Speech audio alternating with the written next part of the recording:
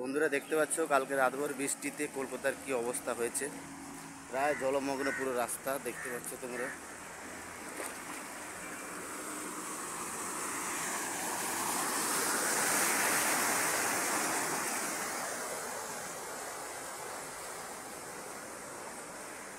সরাসরি দেখতে পাচ্ছ রাস্তা পুরো ডুবে গেছে। তো স্রোতগুলো দেখতে পাচ্ছ জলের। তো সরাসরি আমরা লাইভ দেখানোর চেষ্টা করছি আপনাদেরকে। দেখতে পাচ্ছ এই মুহূর্তে পুরো রাস্তাটা ডুবে গেছে। সরাসরি দেখতে পাচ্ছ, দেখছো গাড়ি কিভাবে জলের মধ্যে চলছে ভেসে ভেসে।